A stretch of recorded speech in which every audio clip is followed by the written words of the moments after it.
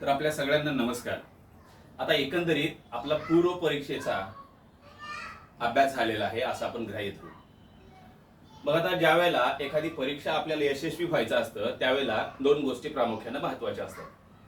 तर त्यापैकी पहिली गोष्ट असते त्या अभ्यास त्या परीक्षेच्या दृष्टिकोनातून परिपूर्ण करणे, आणि त्यानंतर दुसरी महत्त्वाची गोष्ट म्हणजे जो आपला झालेला अभ्यास आहे तो प्रश्नपत्रिकेच्या अनुषंगाने अगदी अचूक पद्धतीनं पेपरच्या दिवशी त्या 1 तासामध्ये पूर्णपणे अचूकपणे टिपणे. बऱ्याच वेळा काय होतं, अनेक विद्यार्थ्यांचा अभ्यास भरपूर होतो, लक्षामध्ये सुद्धा खूप असतं, स्मरणशक्ती चांगली असते, परंतु पेपर व्यवस्थित न सोडवण्यामुळं त्यांचा स्कोर परीक्षेमध्ये खाली येतो. तर आपण आज काय करणार आहोत, पेपर सोडवत असताना कोणत्या गोष्टीची काळजी घेतली पाहिजे आणि कोणते महत्त्वाचे मुद्दे लक्षामध्ये आपण ठेवले पाहिजे आणि त्याचं अनुकरण केलं पाहिजे की जेणेकरून आपल्याला जास्तीत जास्त मार्क परीक्षेमध्ये पडतील. तर याचं प्रास्ताविक असं आहे, इत्यंभूत माहिती मी या आजच्या भागामध्ये तुम्हाला देणार आहे, अगदी लहान मुलाला समजून सांगितल्याप्रमाणे एकदम सुरुवातीपासून शेवटपर्यंत. तर जो आपला एकंदरीत अभ्यास आहे तो अभ्यास काय करायचा, आपल्याला 1 तासामध्ये प्रश्नपत्रिकेमध्ये अगदी अचूक पद्धतीने टिपावा लागतो. मग आणि आपलं स्कोरिंग सुद्धा काय झालं पाहिजे, चांगल्या पद्धतीने झालं पाहिजे. म्हणजे एकंदरीत काय तर आपलं प्रेझेन्स ऑफ माइंड जे आहे, प्रसंगावधानाचा आपल्याला या ठिकाणी काय करावा लागतो, वापर करावा लागतो. सुरुवातीला मी असं सांगेल की आपल्याला ज्या कलरच्या पेननं, बहुतांशी काळ्या कलरच्या पेननं ते आपल्याला गोल करावे लागतात. तर तुम्ही काय करायचे, आदल्या दिवशी चांगल्या प्रकारचे दोन, जेणेकरून मॉन्टेक्सच पेन वापरा, असे शाई फुटणारे पेन वापरू नका. चांगल्या प्रकारचे 2 पेन चालवून बघा आणि ते उद्या आपण पेपरसाठी जाणार आहोत त्या तुमच्या बॅगमध्ये ते व्यवस्थित ठेवा. ही झाली पहिली गोष्ट. पेन अतिशय डार्क नसावे. काही काही पेन कसे असतात, असे डॉट उमटल्यानंतर समजा 1 2 3 4 5 6 7 8 प्रश्न आपण सोडवत आलो आणि इथं तुमचा एखादा प्रश्न मिसिंग राहिलेला आहे, सोडवायचा आहे परत, आणि हे तुम्ही सोडवलेले आहेत, तर ज्यावेळेला तुम्ही इथं गोल करायला जाल ना त्यावेळेला हा तुमचा भाग इथं टच होतो. आणि ते असे पेन जर असले धुसर उमटणारे किंवा अतिशय डार्क शाई टाकणारे, तर त्यावेळेला तुमचं हे असं होण्याची त्याला काय असते, शक्यता असते. त्यामुळं अचूक मार्किंग करणारा, चंद सेकंद मध्ये त्याची शाई वाढली पाहिजे अशा पद्धतीचा पेन काय करायचा हे आपण त्या ठिकाणी वापरायचा आहे. त्याचबरोबर आपलं जे हॉल तिकीट आहे हे अगोदरच आदल्या दिवशी पेन सोबत त्या ठिकाणी ठेवायचे. काही मुलं हॉल तिकीट विसरून जातात. आणि ज्या शहरामध्ये आपला पेपर आहे, ज्या ठिकाणी आपला पेपर आहे त्या ठिकाणी आपण आदल्या दिवशी पोहोचणं गरजेचं आहे, म्हणजे त्या शहरामध्ये.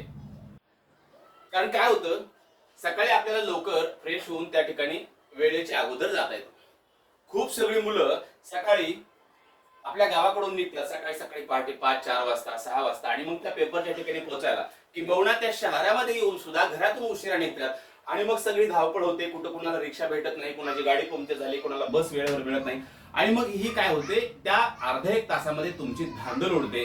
आणि यामुळे या सगळ्या गोष्टीचा परिणाम तुमच्या या पेपरवरती सुद्धा होऊ शकतो. म्हणजे असंख्य असे मुद्दे या ठिकाणी मी काढलेले आहेत ज्याची तुम्हाला काटेकोरपणे काळजी करायची आहे. त्याचबरोबर आपल्यासोबत एक रुमाल ठेवा. काही जणांच्या हाताला घाम येतो, पेन हातातून निसटतो किंवा इकडं तिकडं होतो, तर एखादा स्वच्छ पांढऱ्या रंगाचा रुमाल आपल्यासोबत ठेवा.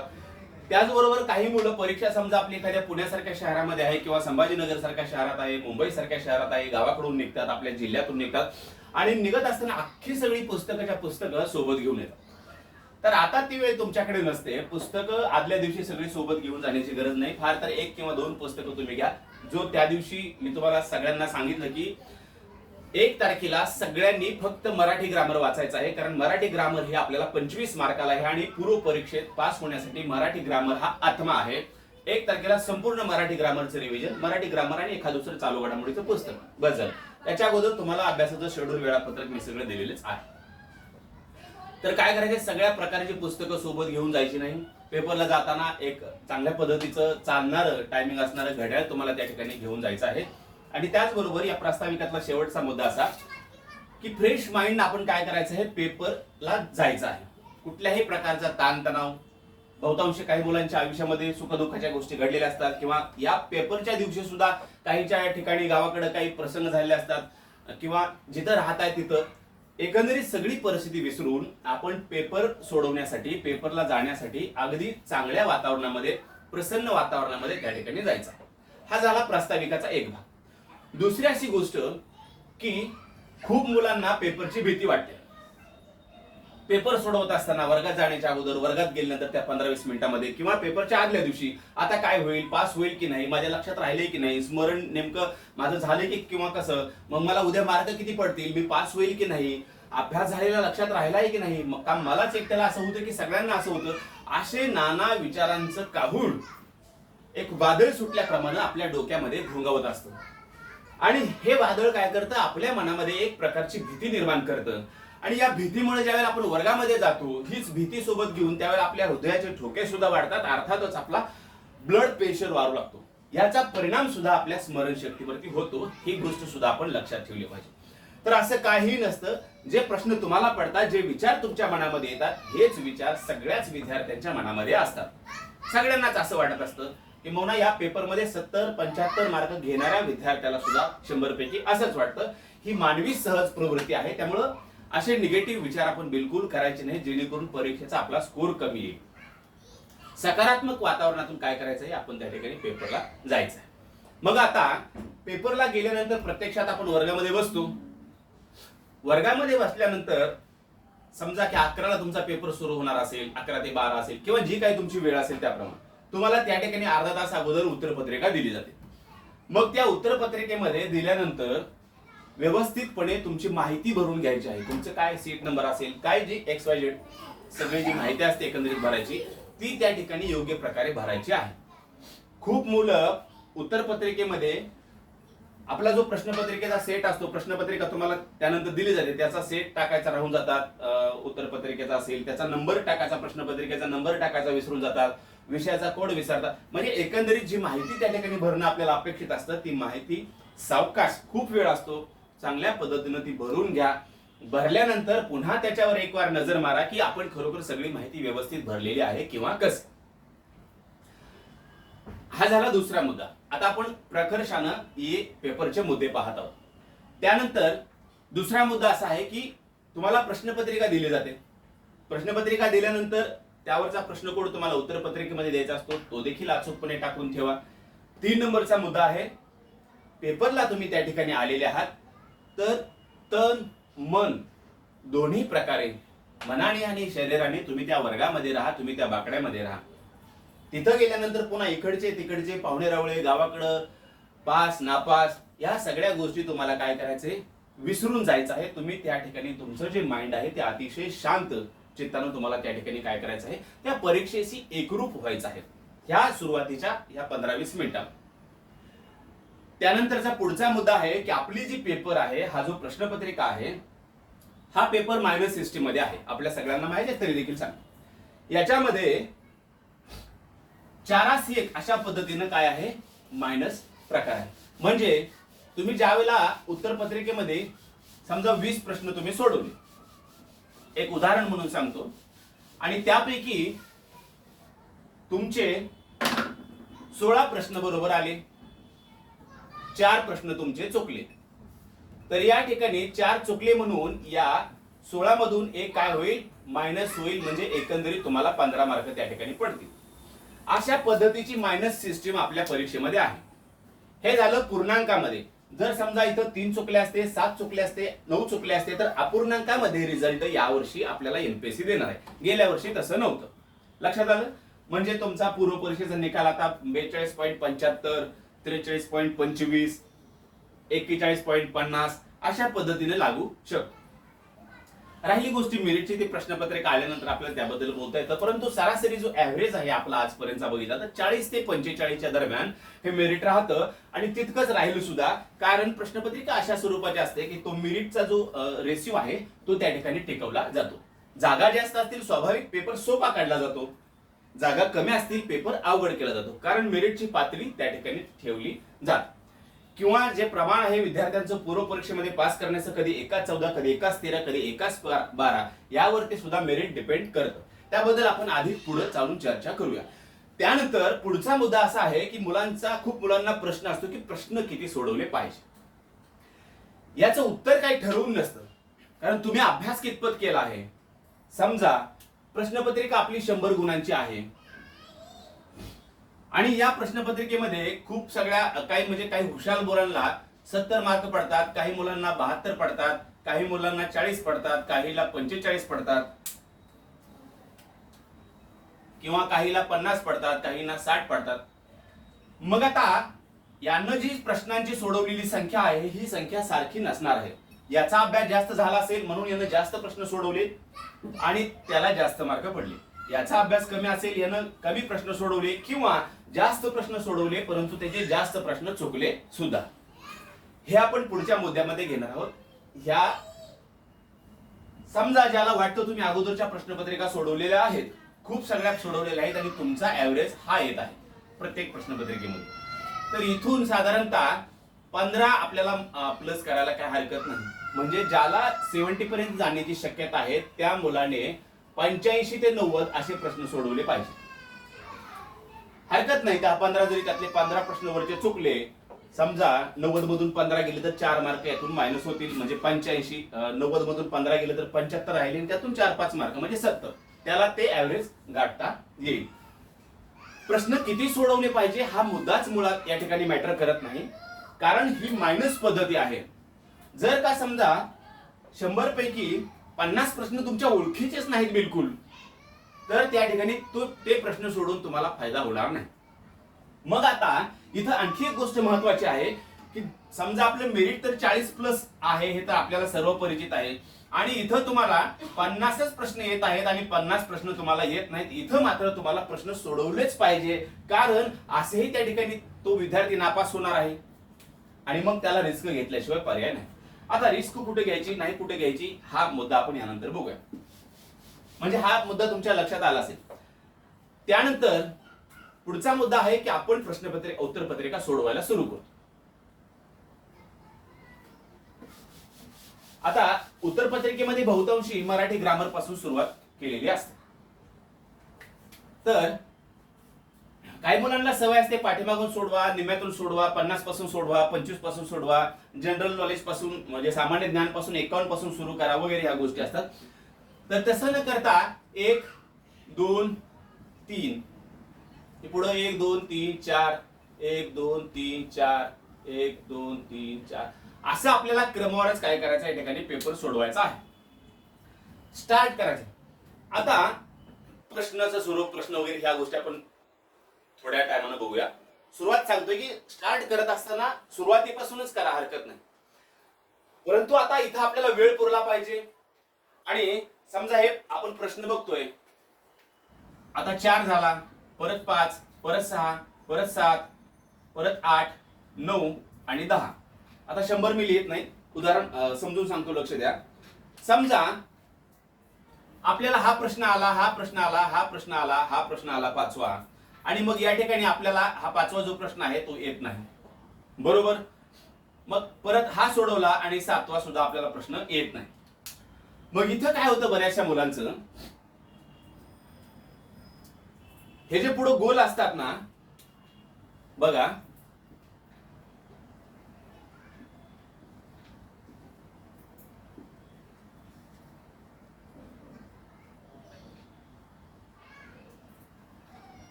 हे पहिले 4 सोडवले, 5वा आपल्याला येत नाही.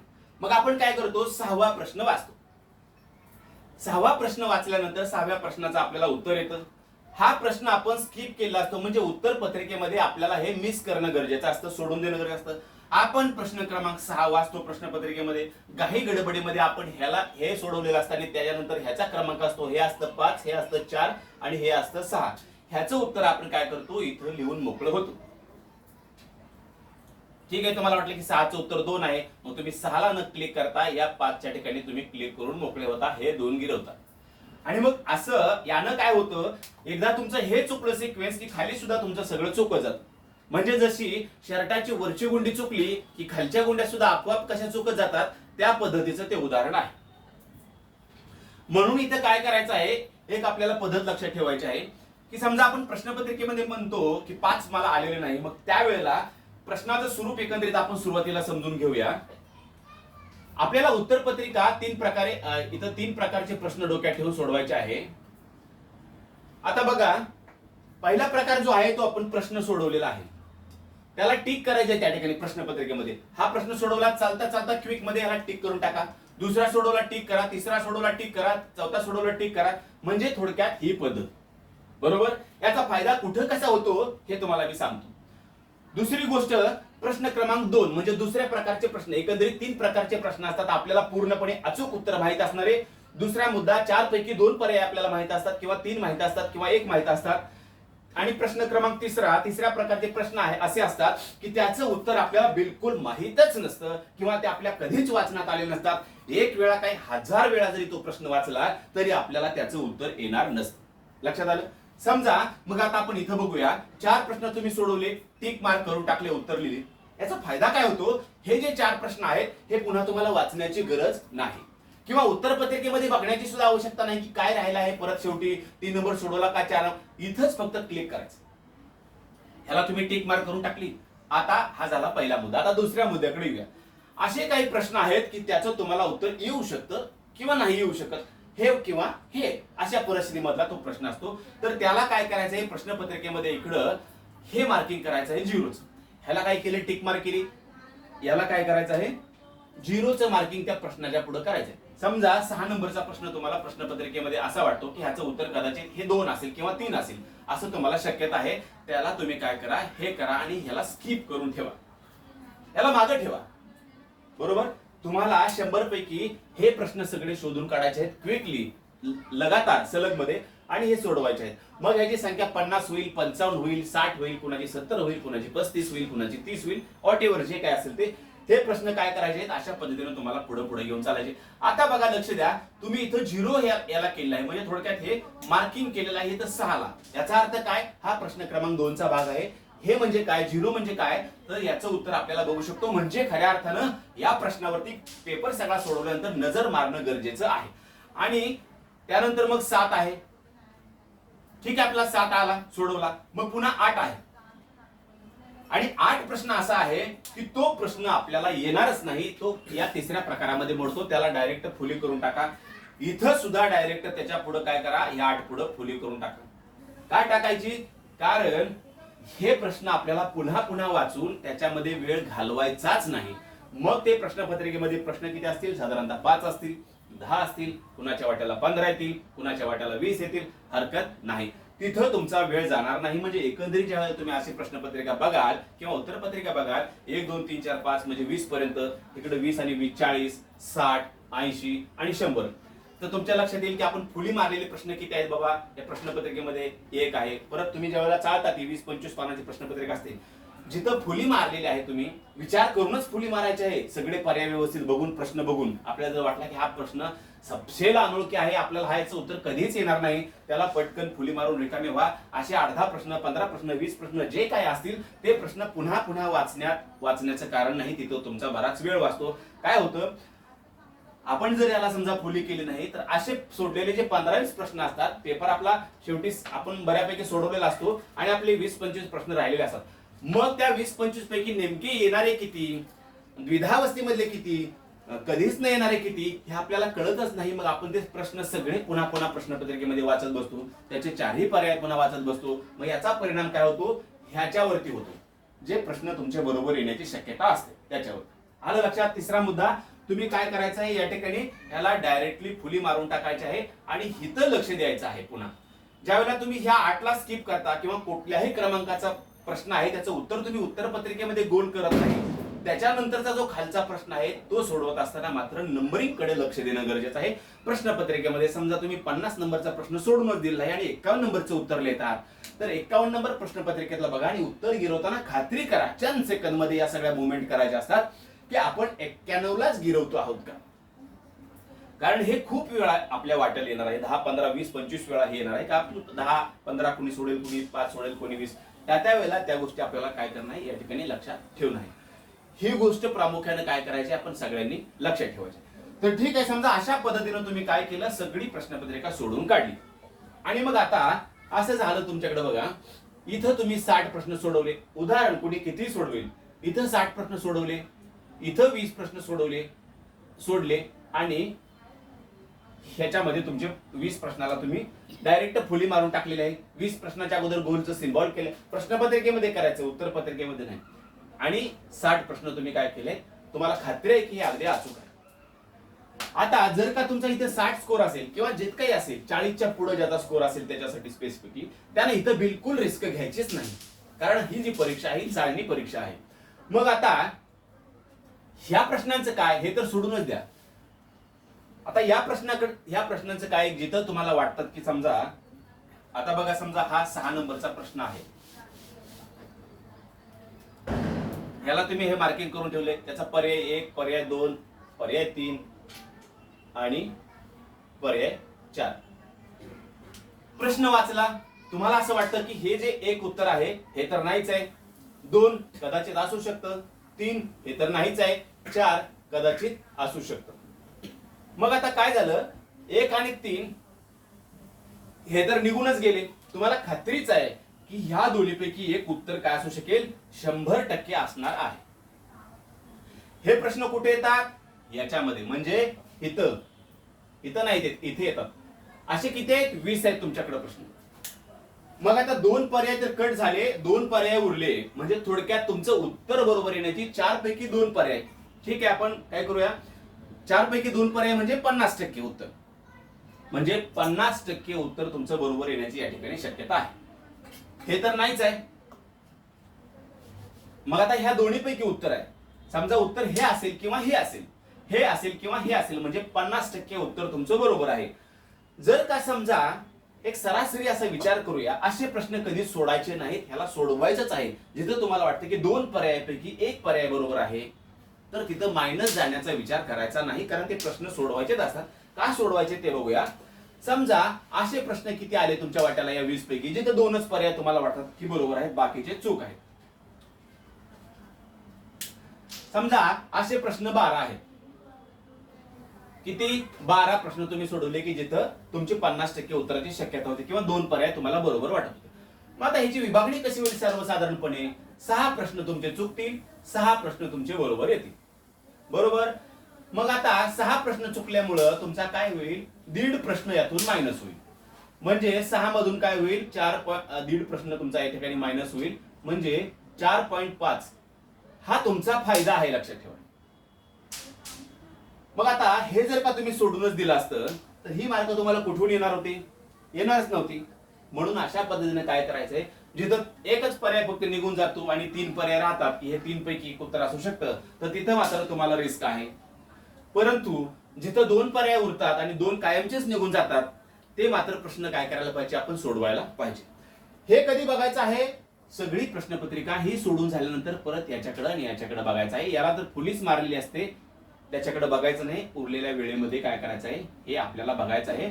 आणि हे 20 पैकी प्रश्न पुन्हा पडताळायचे आहेत की 2 पर्याय किती येऊ शकतात, 3 पर्याय किती येऊ शकतात. हा तिसरा जो आहे प्रश्नाचा प्रकार, तो सबसेल खुडलेला आहे, कारण तिथं उत्तराची शक्यताच नाही. 4ही पर्याय कधी पाहिलेले नाहीत किंवा उत्तर काय येईल याची गॅरंटी नाही किंवा अंदाज सुद्धा बांधता येणार नाही. मग फक्त आपल्याला या ठिकाणी रिस्क घ्यायची आहे, या ठिकाणी कोणत्याही प्रकारची रिस्क घ्यायची नाही. आले लक्षात हा मुद्दा. आता बघा, यानंतर आपण बघितलं की ह्याचा आपल्याला फायदा काय होतो. आणि जे समजा मुलं या फुलीतले प्रश्न, म्हणजे जे प्रश्न आपल्याला कधी आलेच नाहीत, आपण कधी पाहिलेच नाही, ते जर प्रश्न तुम्ही सोडवण्याचा प्रयत्न कराल तर तिथं मात्र काय होऊ, आपण मायनस मध्ये जाऊ. मग प्लस मायनस जी सिस्टीम आहे ही कधी फायदेशीर पडते आणि कधी तोट्यात घेऊन जाणारी ठरते, ते आपण आता इथं बघितलं. जर का समजा फुलीमधले प्रश्न तुम्ही सोडवले तर अर्थातच तुम्ही कुठे जाणार आहात, मायनस मध्ये जाणार आहात. आणि या द्विधावस्थेमधले म्हणजे प्रश्न क्रमांक 2 मधले जर प्रश्न तुम्ही सोडवले तर नक्कीच तुम्ही प्लस मध्ये जाणार आहात. आता आणि ही अंकाची जी पद्धत आहे, म्हणजे नंबरिंग मिसिंग करायची, समजा 1 सोडवला प्रश्न, 2 सोडवला, 3 सोडवला, 4 सोडवला, 5 तुम्ही सोडवलेला नाही, 5 हा मिसिंग केलेला आहे. मग ज्या वेळेला तुम्ही प्रश्न 6वा सोडवता आणि त्याचं उत्तर लिहायला या उत्तरपत्रिकेमध्ये हात घालतात, त्यावेळेला तुम्ही माइंड मध्ये प्रेझेन्स ऑफ माइंड इतकं तुमचं शार्प पाहिजे की आपण प्रश्नपत्रिकेमध्ये 5 सोडून दिला आहे, मग उत्तरपत्रिकेमध्ये सुद्धा आपल्याला 5 सोडावा आहे. मग 6चं उत्तर 3 असेल तर असं म्हणा आणि मग त्या उत्तरपत्रिकेमध्ये 6 ला 3 ला क्लिक करा. हे खूप महत्वाचं आहे, कारण जे खूप अतिशय प्रश्न सोपे असतात ते सुद्धा आपल्याला या ठिकाणी काय करतात, अशा पद्धतीने काय लोक याला सिली मिस्टेक म्हणतात, ह्या पद्धतीने काय करतात, झटका देऊ शकतात. तर आता ही झाली प्लस मायनसची सिस्टीम किंवा म्हणजे गुण कुठं आपले कमी जास्त होऊ शकतात. आता त्यानंतरचा पुढचा 8वा 9वा मुद्दा बघूया की प्रश्नपत्रिकेमध्ये आलेले प्रश्न जे असतात ते काही प्रश्न आपल्याला माहित असतात, आपला अभ्यास सुद्धा झालेला असतो, आपल्याला त्याची उत्तरं माहित असतात, परंतु प्रश्न हा थोडा वेगळ्या पद्धतीने विचारला जातो, म्हणून आपल्याला त्याचं उत्तर माहित असून सुद्धा आपण त्या ठिकाणी लिहित नाही, कारण प्रश्न कळत नाही. मग त्यामुळे काय करायचं आहे, प्रश्नपत्रिकेमध्ये आपण कोणताही प्रश्न वाचत असू, समजा 30 क्रमांक असेल, 40 असेल, 50 असेल, 60 असेल, प्रश्न काय विचारला आहे हे आपण प्रामुख्याने व्यवस्थित समजून घेणं गरजेचं आहे. कारण जर हा प्रश्न विचारलेला तुम्हाला समजला तर काय होईल, तुम्हाला उत्तर लिहिता येईल. नाहीतर उत्तर माहित असताना सुद्धा, अभ्यास केलेला असताना सुद्धा परत बाहेर येऊन म्हणायचं की मला तर याचं उत्तर माहित होतं, माहित असताना सुद्धा माझ्याकडून हे राहिलं, मला प्रश्न कळाला नाही. कारण पुन्हा एकदा गेलेली संधी आयुष्यात कधी येत नसते, त्यामुळे प्रश्न नीट समजून घ्या. आलं लक्षात. आणखी एक प्रश्न विचारण्याचा आयोगाचा प्रकार आहे. हे प्रश्न जे असतात हे 3-4 प्रश्न आपले प्रश्नपत्रिकेमध्ये चुकतात, कारण त्या प्रश्नाचा अर्थच आपल्याला कळत नाही किंवा विचारला कशा पद्धतीने, किंवा काही वेळेला आपण ज्याला गुगली म्हणतो, म्हणजे फिरून प्रश्न विचारण्याचा प्रकार आहे, तो कसा असतो बघा, ते देखील आपण समजून घेऊया. याच्यामुळे काय होतात, आपली बहुतांशी उत्तरं चुकतात. आता खालीलपैकी काय असत्य आहे. आता ही आपण पर्याय टाकूनच ठेवू, 1 2 3 4. समजा हे आपले पर्याय आहेत, किंवा पर्याय असे सुद्धा असू शकतात 3 4. ते बघू आपण, पर्याय 4, पर्याय 8, पर्याय.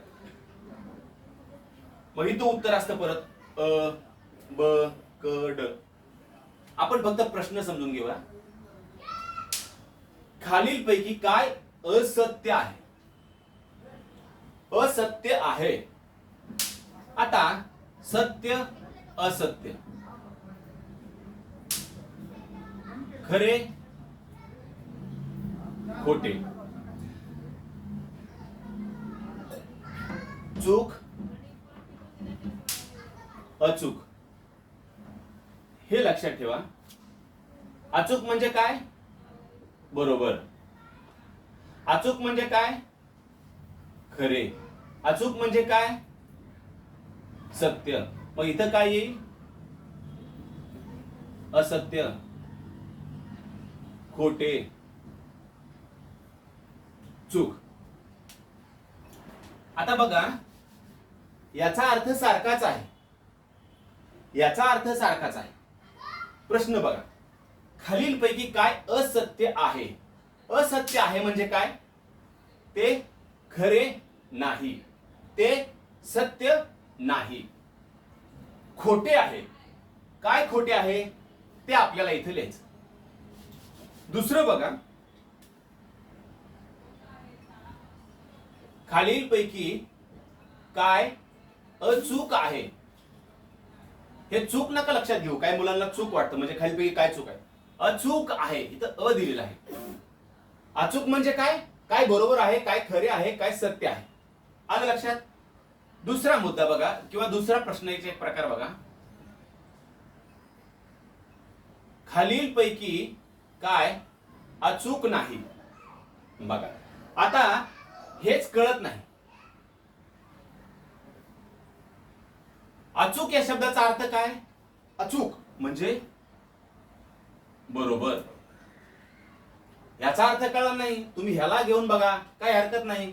हे लक्षात ठेवा, हे पुढून टाका. अचूक नाही म्हणजे बरोबर नाही, बरोबर नाही म्हणजे अर्थात कसं आहे, ते चूक आहे. म्हणजे खाली दिलेल्या पर्यायापैकी काय चूक आहे हे आपल्याला विचारलेलं असतं. याचं उत्तर आपल्याला माहित असतं, पण प्रश्न अचूक नाही म्हणजे नेमकं काय हेच आपल्याला कळत नाही, आणि त्यामुळे ते चुकतं. दुसरा एक प्रश्न असतो बघा,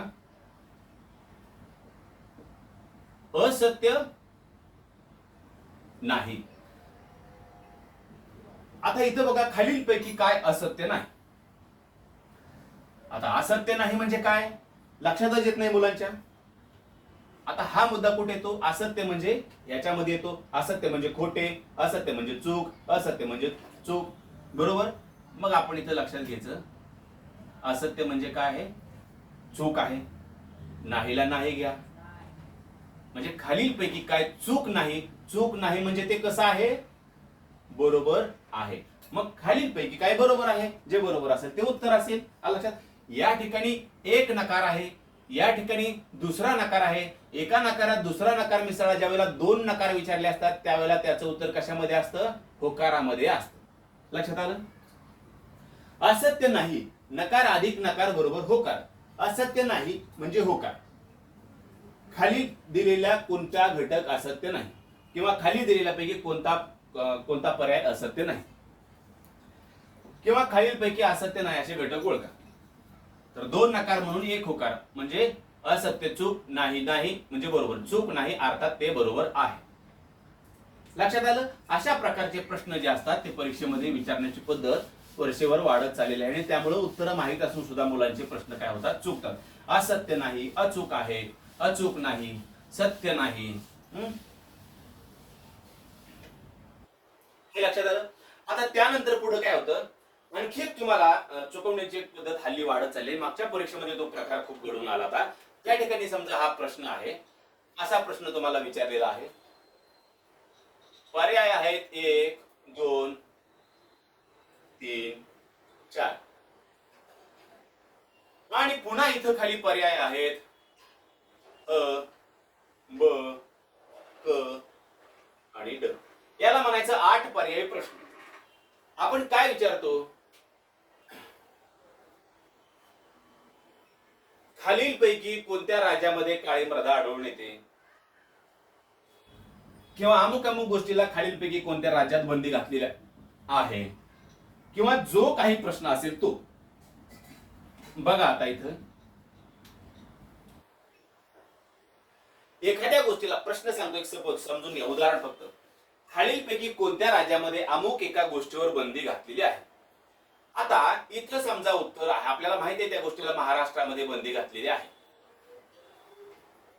आणि मग आपल्याला हे देखील माहित असतं की त्या गोष्टीला गोवा राज्यामध्ये सुद्धा बंदी आहे. मग आपण काय करतो? हा प्रश्न वाचतो, खालीलपैकी कोणत्या ह्या गोष्टीला कोणत्या राज्यामध्ये बंदी घातलेली आहे आणि पहिल्यांदाच पर्याय असतो किंवा दुसऱ्यांदा पर्याय असतो महाराष्ट्र. बरोबर? मग आपण लगेच काय करतो? या ठिकाणी अ ला गोल करून रिकामे होतो, कारण पर्याय 1 अ मध्ये दिलेलं असतं फक्त 1.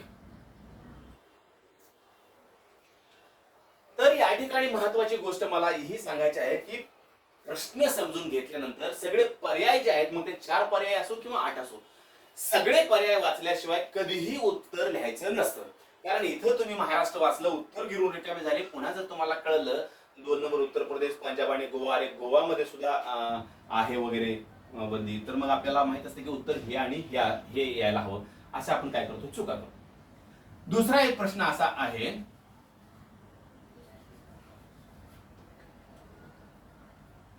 प्रश्न असा विचारला जातो की महाराष्ट्राला किती राज्याच्या सीमा लागल्या जातात?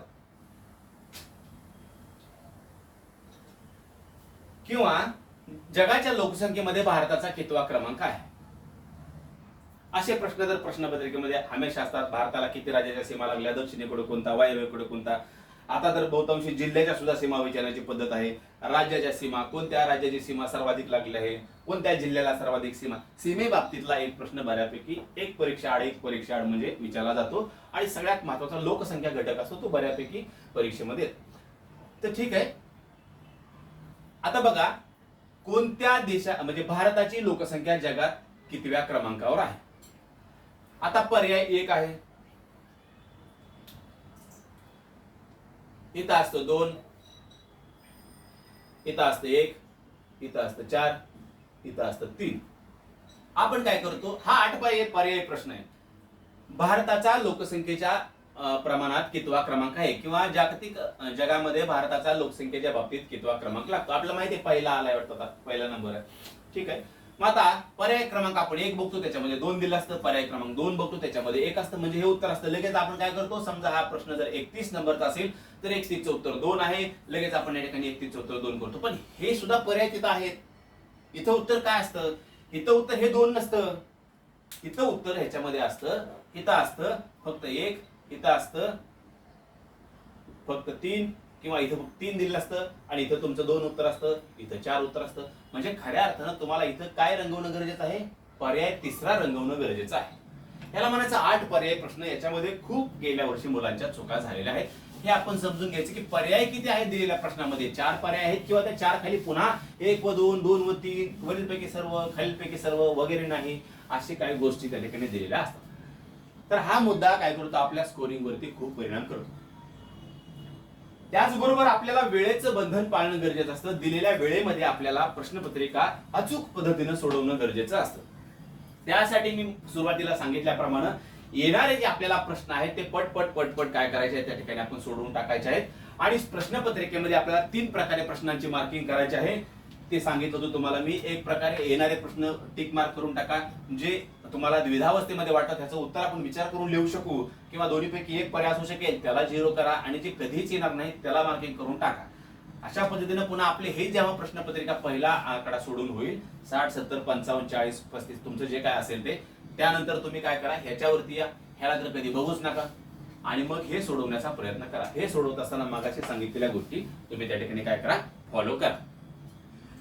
त्यानंतरचा मुद्दा असा आहे की खूप वेळेला थोडा प्रश्न वेगळ्या पद्धतीने विचारलेला असतो आणि घाई गडबडीमध्ये अगदी सोपा की जो कुणाचाही बरोबर येईल, कुणाच्याही बरोबर येतील प्रश्न आणि मग आपले अवघड प्रश्न आपले बरोबर आलेले असतात आणि अगदी 1-2 प्रश्नपत्रिकेमध्ये विचारलेले सोपे प्रश्न आपले चुकतात.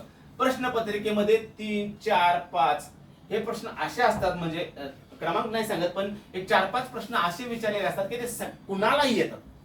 जो त्या परीक्षेचा अभ्यास करत नाही त्याला सुद्धा ते प्रश्न विचारले जातात की महाराष्ट्राचा लोकसंख्येत कितवा क्रमांक लागतो, सगळ्यात मोठा अमुक अमुक प्रकल्प कोणता, सगळ्यात मोठी नदी कोणती, अमुक नदीची लांबी किती, कोकण रेल्वेची लांबी किती, क्षेत्रफळ एखाद्याचे विचार. म्हणजे ते सर्वसाधारण ज्यानं महिना 15 दिवस हातामध्ये पुस्तक घेतलेलं आहे त्याला सुद्धा ते प्रश्न येतात. असे प्रश्न चुकण्याची दाट शक्यता असते. किंवा एखादा असा प्रश्न असतो त्याच्यामध्ये 4 पर्याय असतात आणि राज्य विचारले असतात, महाराष्ट्र, गुजरात, राजस्थान आणि मध्य प्रदेश, आणि आपल्याला त्याचं उत्तर माहित नाही. बहुतांशी अशा प्रश्नाचं उत्तर महाराष्ट्र असतं. एक सरासरी माझा अनुभव आहे, बऱ्यापैकी असेलच असं नाही, पण तो उत्तर तो पर्याय लिहायला हरकत नाही महाराष्ट्र असेल तर. आता बघा, हे हक्काचे प्रश्न जे आहेत आपले सोपे ते आपले कोणत्याही पद्धतीमध्ये चुकता कामा नये. त्यामुळे ते प्रश्न वाचा व्यवस्थित आणि सावकाश चांगल्या पद्धतीने त्याला पटकन काय करा, गिरवून टाका. जे प्रश्न सोपे आहे ते बिलकुल इकडे तिकडे न बघता, वेळ न घालवता चाणक्य बुद्धीने काय करायचे, सोडवून टाकायचे आहे. कुठल्याही पद्धतीने आपण त्या ठिकाणी घाबरून गोंधळून जायचं नाही. आता राहिला विषय उतार्याचा. आता याच्यामध्ये आपल्याला 10 मार्काचे उतारे आहेत. इंग्रजीसाठी 5 मार्काचा उतार आहे आणि मराठीसाठी 5 मार्काचा उतार आहे. काय होतं, ज्या वेळेला आपण 1, 2, 3, 4, 5, 20 पर्यंत सोडवत येतो त्यावेळेला 21, 22, 23, 24, 25 आणि 46, 47, 48, 49, 50 हे 10 प्रश्न उतरायचे असतील. ठीक आहे, त्याचा कमी जास्त क्रमांक होऊ शकतो, तो भाग वेगळा. स्टार्टिंगला येईल, उशिरा येईल, नंबर कुठले असतील, पण हे 10 मार्क आपल्याला उतारायला आहेत. तर काय करायचं आहे, उतारे जे आहेत ना, उतारे हे पाठीमागे ठेवायचे आहेत. त्याला हे करून ठेवा, हे चिन्ह, म्हणजे ते प्रश्न क्रमांक 2 मध्ये त्याला ठेवा. हे 5 मार्काचे इंग्रजी मराठीचे आणि ह्याला काय करा, हे 5 मार्क इंग्रजीचे हे मागे ठेवा. म्हणजे ज्यावेळेला हे 1, 2, 3 हे प्रश्नाचं स्वरूप आहे आपलं, आपण बघितलं, हे सोडून झाले ना तुमचे. हे सोडवत असताना किंवा याच्या देखील आधी हे उतार्याचे 10 प्रश्न सोडवा. आता तुम्हाला इंग्रजी कितपत जमतं त्यावर इंग्रजी सोडवा, नसेल तरी तुम्हाला पूर्णपणे मायनस घेऊन जाईल. पण मराठीकडे या, मराठीचे 5 प्रश्न बघा. आता मराठीचा उतारा आपण बघूया. मराठीच्या उतार्यामध्ये शक्यतो काय असतात, 5 प्रश्न आपल्याला दिलेले असतात आणि त्या 5 प्रश्नापैकी 1, 2, 3, 4, 5 बऱ्याच वेळा हा 5वा जो प्रश्न असतो तो एक शीर्षकात्मक असतो की वरीलपैकी आपल्याला काय सूचित करायचं आहे, यातून कुठला बोध घ्यायचा आहे, यातून वगैरे वगैरे. म्हणजे एकंदरीत त्या उतार्यावरून आपल्याला काढायचं असतं किंवा त्या उतार्यातला ऑब्जेक्टिव्ह प्रश्न सुद्धा आपल्याला विचारला जातो. मग इथे सुद्धा काही वेळेला बहुपर्याय दिलेले असतात, 1 व 2, 2 व 3, 3 व 4. तर आता काही वेळेला मुलं आपण काय करतो, समजा हा उतारा आहे, 2-3 पॅरेग्राफ मध्ये उतारा असतो. आपण सगळा उतारा वाचतो, वाचलाच पाहिजे, वाचल्याशिवाय लिहिणं चुकीचं आहे. कधी कधी काय होतं, एक साधं सोपं उदाहरण, इतकी सोपी उदाहरण नसतं पण एक समजून घेण्यासाठी. रामकडे शेती आहे, राम त्याच्या शेतामध्ये दररोज जातो, रामने त्याच्या शेतामध्ये फळबागांची लागवड केलेली आहे. रामला पेरू खूप आवडतो. मग त्यानंतर खायला असतं त्याने चिक्कू लावले, जांभळ लावलं, कुठं सीताफळ लावले, रामफळ लावले वगैरे सगळी फळं, जांभूळ लावले. आणि जरी त्याला चिक्कू आवडत असला, वरती कुठला आपण समजा पेरू म्हणलोय, जरी त्याला पेरू आवडत असला तरी त्याला सर्वाधिक जांभूळ आवडते. हे असं कुठं दुसऱ्या पॅरेग्राफ मध्ये, हे असतं पहिल्या पॅरेग्राफ मध्ये. आपण काय करतो समजा, खालीलपैकी उतार्यामध्ये रामला सर्वाधिक आवडणारे फळ कुठले, इथं आपण लिहिले एवढ्या फळांची लागवड केली आहे, त्यातील पेरू हा रामला आवडतो.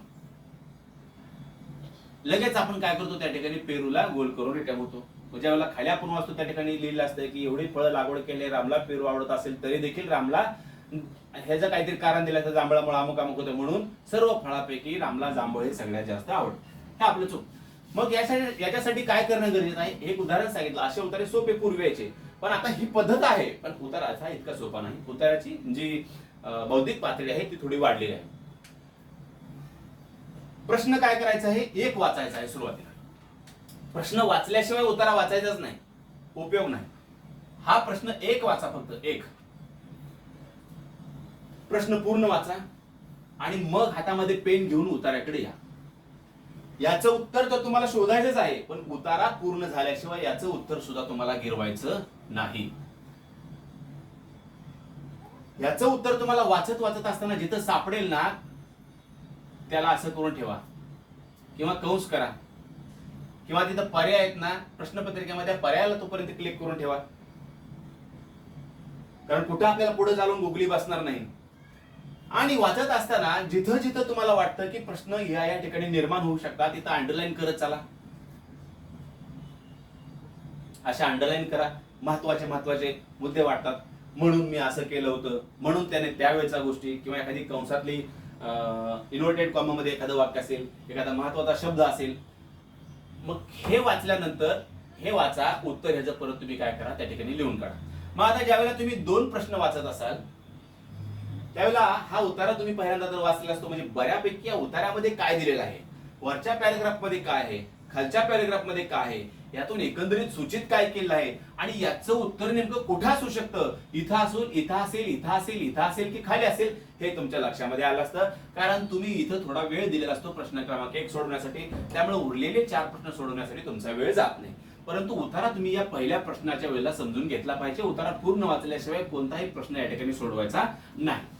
मग त्यावेळेला तुम्ही 2 काय करायचं आहे, लक्षात येतं. 2 या ठिकाणी तुम्हाला माहित आहे, तुम्ही वाचलेलं आहे, कुठलं असेल उत्तर त्या ठिकाणी पटकन जायचं. तुम्ही त्या ठिकाणी महत्वाच्या वाक्याला सुद्धा अंडरलाईन केलं आहे, आणि उत्तरा एक 10-15 सेकंदापूर्वीच वाचलेलं आहे, त्यामुळे तुम्हाला ते हा प्रश्न कुठं असेल ह्याला वेळ जाणार नाही. तिथं तुम्ही जायचं आहे, खात्री करायची आहे, वाचून परत पर्याय खात्री करायची आहे, आणि परत त्याला काय करायचं आहे, तिथं क्लिक करायचं आहे. अशा पद्धतीनं हा काय करायचा आहे, उत्तर आपण सोडवायचा आहे. जर समजा 5वा प्रश्न तुम्हाला येत नसेल, काहीच कळत नसेल यातून काय सुचवायचं आहे, आणि पर्याय जे असतात ते एकदम सारखे दिलेले असतात, तर त्या ठिकाणी तो प्रश्न स्किप केला तरी चालेल. जर सोपा असेल तर सोडवून टाका. मराठीला साधारणतः 20 गुण घेण्याचा प्रयत्न करा. आता घेण्याचा प्रयत्न करा म्हणण्यापेक्षा जितका तुम्ही अभ्यास केला आहे तितकीच तुम्हाला मार्क पडणार आहेत. पण मी बऱ्याच वेळा अगोदर सांगत होतो मार्गदर्शन करत असताना अगोदर की मराठी 20 गुण घेण्यासारखा सोपा विषय आहे, मातृभाषा आहे, व्याकरण जरी असलं तरी, आणि 20 मार्क पडले तर तुम्ही पूर्व परीक्षेला कधीच नापास होणार नाही. कारण आपलं मेरिट जे असतं ते या आकड्यावरती घोटाळत असतं, आजूबाजूला प्लस मायनस 43 41. तर आता एकंदरीत या सगळ्या गोष्टी तुमच्या काय केल्या आहेत लक्षामध्ये. म्हणजे सगळे प्रश्न ही उताराचे एकदम वाचू नका. एक प्रश्न वाचला, उतारा वाचण्याच्या अगोदर दुसरा वाचा, तिसरा वाचा, चौथा वाचा, 5वा वाचा, असेही करू नका. किंवा प्रश्न न वाचता उतारा देखील वाचू नका, प्रश्न पहिला वाचा. किंवा काही मुलांना अशी सवय असते की प्रश्नावरती एक ओझरती नजर टाका, हरकत नाही, तसंही करा, तुम्हाला जे योग्य वाटेल ते, पण वेळ वाचवा. ओझरती नजर टाका, प्रश्न एक समजून घ्या, काय विचारलंय, काय अपेक्षित आहे, पर्याय बघा, आणि मग उतारा एक वाचा. उतारा वाचत असताना तो आपला जो प्रश्न 1 आहे त्याचं उत्तर शोधत चला. ते उत्तर शोधता शोधता इतर महत्वाचे गोष्टी सुद्धा अंडरलाईन करत चला, आणि सगळा उतारा वाचल्यानंतरच 1चं उत्तर काय करा, त्या ठिकाणी तुम्ही मार्क करा. प्रश्न क्रमांक 1 सोडवत असताना उतारा का वाचा म्हणतो, कारण त्याच्यामध्ये नेमकं काय दिले, IMP घटक कुठले, महत्वाचे कुठले हे तुम्हाला समजेल, आणि मग खालचे जे 4 प्रश्न आहेत ते सोडवताना तुम्हाला काय होईल, त्याचा फायदा होईल. म्हणजे एकंदरीत ह्या गोष्टी तुम्हाला काय झाल्या मी आता समजून सांगितले. दुसरा एक मुद्दा आहे, आपण काय करतो एक काही वेळेला 1 2 3 4, समजा हा प्रश्न क्रमांक 45 आहे, आपण हे याला गोल करतो आणि मग पेपरच्या शेवटी आपल्या लक्षात येते की आता ह्याचं उत्तर तर 2 नाही, ह्याचं उत्तर तर 4 आहे, किंवा कोणीतरी ओरडून सांगतं ह्याचं उत्तर 1 आहे, मग परत आपण ह्याला गोल करतो. अशी तुम्हाला मार्क मिळत नाही. लक्षात आलं? गोल एकाच ठिकाणी झाला पाहिजे. किंवा काही वेळेला आपल्याकडून असं होतं, उत्तर बरोबर असतं पण थोडासा किंचितसा गोल राहिलेला असतो, किंचितसा. त्याची आपण काळजी करत बसतो. काळजी करण्याचं कारण नाही, या ठिकाणी तुम्हाला मार्क मिळतो. कारण हे आंतरिक पद्धतीने तपासलं जातं, त्याच्यामुळे याची किंचक जागा थोडी राहिली असेल तर हरकत नाही. एक किरकोळ थोडं त्या गोलच्या बाहेर गेला असेल तुमचा पेन तरी देखील हरकत नाही. घाबरून जाण्याचं, त्यासाठी पॅनिक होण्याचं कारण नाही, किंवा त्याचा इफेक्ट तुमचा दुसऱ्यावरती होईल की अरे वरचा गोल माझा थोडा बाहेरच गेला, आता एक प्रश्न माझा हातातला गेला काय, वगैरे वगैरे या गोष्टी वाचतात. आपण ज्या चुका करतो ह्या चुका आपल्याला उत्तरपत्रिकेची जी कार्बन कॉपी आहे, कार्बन कॉपी घरी घेऊन आल्यानंतर कळतात. मी तुम्हाला सांगितलेली ही गोलची लाईनिंग, वरचा गोल खालच्याला केला, खालचा त्याच्या खालच्याला केला, म्हणून त्यासाठी समजा ही प्रश्नपत्रिका असेल, प्रश्नपत्रिकेतला 61 तुम्ही सोडवताय, उत्तरपत्रिकेमध्ये तुम्ही 61लाच निर्वत आहात का, कारण तुम्ही 60 तर सोडून दिलाय पेपर मधला, ह्या प्रश्नपत्रिकेतला, तर 60 सुद्धा तुम्हाला या ठिकाणी मोकळा सोडायचा आहे. लक्षात? आणि ह्या 61चं उत्तर 3, तर 61चं उत्तर 3 अशी खात्री करून घ्यायची, कारण एक ठिकाणी तुमचा गोल चुकला की खाली सगळी लाईन चुकत जाते. ही गोष्ट जी आहे ही कधीच भरून न येणारी चूक आहे, याच्यामुळे तुमचा खूप सगळ्या गोष्टीवरती परिणाम होईल. म्हणजे तुम्हाला ती गोष्ट नापासकडेच घेऊन जाईल, कारण 5-4 प्रश्न झटका बसला की विषय संपला. आता जाता जाता एक गोष्ट आणखी तुम्हाला मी सांगेल की समाज सुधारकाचा जो पेपर असतो त्याच्यामध्ये शाहू फुले आंबेडकर हे प्रश्न बऱ्यापैकी 99% असतात, म्हणजे असतात. समजा आता एक प्रश्न तुम्ही सोडवला, एक प्रश्न सोडवला त्याचं शाहू महाराज उत्तर आहे, 2 प्रश्न सोडवला त्याचं आंबेडकर उत्तर आहे, आणि महात्मा फुले वरती प्रश्न अजून आलेलाच नाही प्रश्नपत्रिकेमध्ये, आणि समाज सुधारकाचे जे काही 7 प्रश्न असतील ते 7च्या 7 झाले आहेत. हा प्रश्न 4था राहिलेला आहे या ठिकाणी सोडवायचा. 3रा तुम्ही सोडवला, 4था सोडवला, 5वा सोडवला, 6वा सोडवला, आणि 4था राहिलेला आहे.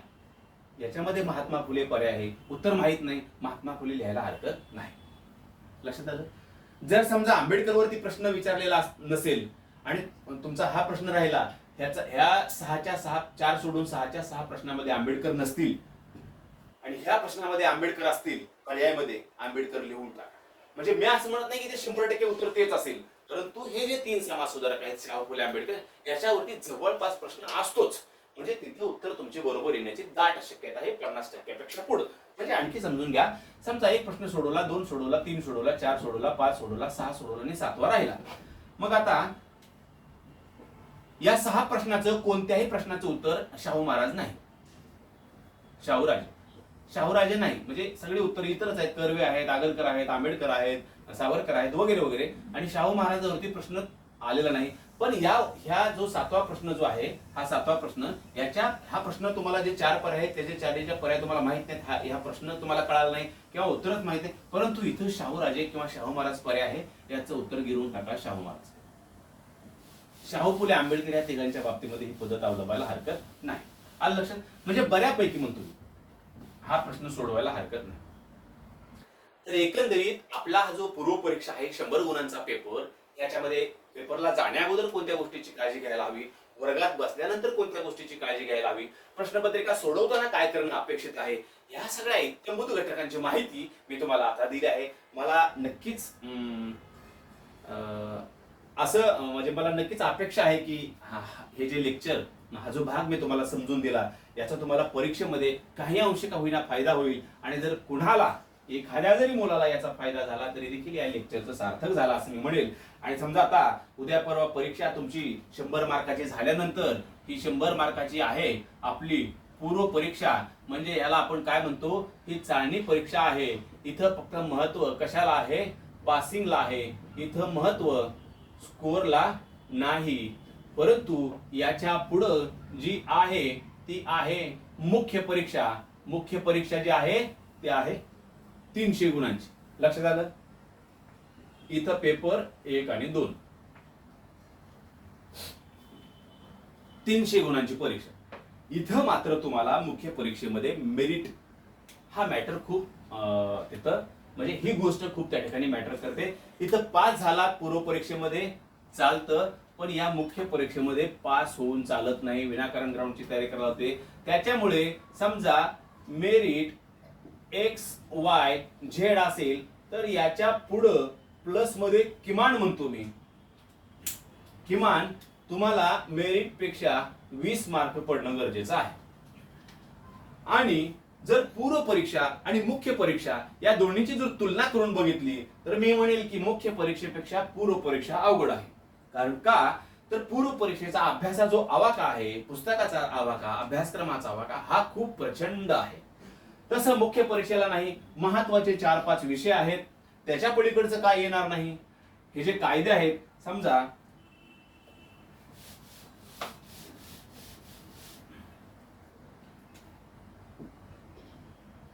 230 मार्क आपल्याला कायद्यावर विचारले जाणार आहेत.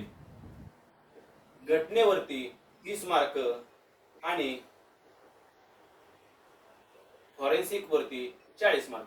महत्वाचे हे तीनच टॉपिक आहेत. इथं थोडं डिवायडेशन आहे. म्हणजे मुख्य कायदे, किरकोळ कायदे, मानवी हक्क वगैरे, इन्व्हेस्टिगेशन, तो सगळा कायद्याचाच भाग आहे. आता काय होतं बघा, बऱ्याचशा मुलांना इथं कमी मार्क पडतात, इथं कमी मार्क पडतात. या विषयाला चॅलेंज नाही. 1000 ठिकाणी क्लास लावले तरी इथले 2-4 मार्क, 2-4 प्रश्न जाणार म्हणजे जाणार. कारण प्रश्नपत्रिका आल्यानंतर शिक्षकांना ज्याचे प्रश्न गुगलवरती बघावे लागतात त्याची उत्तर. आणि ह्याचा काही कुठं ठराविक सिलेबस नाही की हे पुस्तक वाचलं म्हणजे तुम्हाला पूर्णपैकी मार्क पडतील. पण इथं मात्र तसं नाही. इथं पुस्तकाच्या बाहेरचा प्रश्नच येत नाही. समजा इथं आयपीसी 60 मार्काला असेल, पुरावा कायदा सीआरपीसी 40 मार्काला असेल, पुरावा 20 मार्काला असेल, मायनर 80 असेल. मायनर तर पुस्तकात जे दिलं ते पैकीच्या पैकी 80 पैकी 80 मार्क पडतात, परंतु प्रश्न एखादा रद्द होतो, त्यामुळे 76 मार्क त्या ठिकाणी पडतात अभ्यासू मुलाला. राहिला प्रश्न आयपीसीचा, तर पुस्तकातच दिलेले इथं प्रश्न येतात सीआरपीसी, परंतु ह्यात सुद्धा कायद्यावर आधारित. म्हणजे ही पद्धती कशी आहे, कायदेशीर आहे, बेकायदेशीर आहे, न्यायिक आहे वगैरे, किंवा पोलिसिंग असेल, पोलीस ठाण्याची माहिती असेल, कायदा सुव्यवस्था असेल, याच्यावरती सुद्धा एखादा प्रश्न आपल्याला येऊ शकतो की ज्याचं उत्तर पुस्तकामध्ये नसतं. त्या कायद्याचा अभ्यास आपण जर आपला व्यवस्थित असेल, सद्विवेक बुद्धी जर आपली जागृत असेल तर त्याचं उत्तर आपल्याला येतं. आता पूर्व परीक्षानंतर माझ्याकडे आता साधारणतः 1100 पेक्षा जास्त मुलं पूर्व परीक्षेसाठी अभ्यासाला जॉईन होती आहेत. आता बघूया त्यापैकी किती पास होतील. माझी खात्री आहे नक्कीच जास्तीत जास्त मुलं पास होतील. परंतु पूर्व परीक्षेचा मी कोणताही अभ्यास शिकवलेला नाही, मला तितका वेळही नाही, आणि पूर्व परीक्षेचे जे विषय आहेत त्या विषयामध्ये मी कुठला तज्ञ नाही. परंतु मुख्य परीक्षेचा 230 मार्काचा अभ्यास मी अप टू डेट शिकवणार आहे. त्याच्यामध्ये व्हिडिओ लेक्चर, ऑडिओ असतील, नोट्स असतील, शॉर्ट नोट्स असतील, फास्ट ऑडिओ असतील, समजून सांगणारे ऑडिओ असतील, मार्गदर्शन असेल, मोटिवेशन असेल. याच्यासाठी आपले एक ऍप असेल, तिथं तुम्हाला सगळ्या गोष्टी त्याच्यावरती दिसतील. आणि आपला ग्रुप सुद्धा असतो, त्या ग्रुपवरती सातत्यानं बारीक सारीक गोष्टी आता जी मुलं पूर्वला जॉईन होती. कारण एखाद्याकडे आपण समजा एखादा क्लास लावला, तो शिक्षक आपल्याला शिकवून मोकळा होतो, काय करायचं ते करा. परंतु इथं तसं नाही. इथं मात्र या शिकवण्यापासून तुम्हाला परीक्षेच्या प्रत्येक टप्प्यावर, प्रत्येक दिवसावर इथं मार्गदर्शन केलं जातं, इथं मोटिवेशन केलं जातं. तुम्हाला वेगवेगळ्या प्रकारचे मागणीनुसार तुम्हाला ऑडिओ दिले जातात, मागणीनुसार शॉर्ट नोट दिले जातात. आणि ह्या नोट्स ज्या आहेत आपल्या, हे बिलकुल कोणत्याही लेखकाचं, कुठल्याही कोणाचं नोट्स, कुठलंही पुस्तक वाचण्याचं कारण नाही. अशा पद्धतीनं अगदी सोप्या भाषेमध्ये आपण काय केलं आहे, याच्या नोट्स तुमच्यासाठी काढून ठेवलेल्या आहेत. आणि माझी खात्री आहे की या 230 पैकी आपल्याला कोणत्याही परिस्थितीमध्ये 220 गुण घ्यायचेच आहेत, कमीत कमी म्हणतो मी. आणि ते पडतातच, कारण हा अभ्यास जो आहे हा चाकोरी बाहेरचा नाही. तुमचं तोंड पाठ झालं पाहिजे. समजा लेक्चर पाहिलं, हा व्हिडिओ पाहिला, मुद्दा क्रमांक 1, परत त्याचं वाचन केलं, मुद्दा क्रमांक 2, परत त्याचा तुम्ही ऑडिओ ऐकला, मुद्दा क्रमांक 3, परत त्याच्यावरती चर्चा केली, मुद्दा क्रमांक 4, मुद्दा क्रमांक 5 त्याचा फास्ट ऑडिओ तुम्ही ऐकला. ह्या एकंदरीत इतक्या पद्धतीनं जर तुम्ही अभ्यास करत असाल आणि त्यासोबत आपलं असतं वेळापत्रक सुरू दररोजचं, म्हणजे काय वाचावं, कसं वाचावं, कुठल्या पद्धतीने वाचावं, कोणत्या दिवशी कसा विषय घ्यावा, किती दिवस वगैरे वगैरे सगळ्या गोष्टी मुलांना माहित आहेत. म्हणजे केवळ लेक्चर देण्यापासून प्रत्येक टप्प्यावरती पावलावरती आपण तुमच्या सोबत राहणार आहेत. आणि ही मार्क जर तुम्हाला मिळवायची असतील आणि मग तुम्हाला राज्यघटनेपैकी समजा 30 पैकी 20 मिळाली, फॉरेन्सिक सायन्स तुमचं 40 मार्काचा आहे, कोणाला तर 30 मिळाली, कोणाला 20 मिळाली, कोणाला 15 मिळाली, पण ही जर मार्क तुमच्या हातातली आहेत, जे तुम्ही प्राप्तच करू शकता कोणत्याही परिस्थितीमध्ये, मग ह्याच्यामध्ये तुम्हाला इथं 20 अधिक 20 40 ऍड होतील, किंवा 20 अधिक 15 35 ऍड होतील, किंवा 25 अधिक 15 इथं 40 ऍड होतील, ज्या पद्धतीने तुमचा इथं अभ्यास असेल. पण इथली मात्र मार्क तुमची जाता कामा नये, कारण ह्याच्यामध्ये जरी 30 ऍड केली, 40 ऍड केली, तरी तुमचा 250 अबाव स्कोर होईल.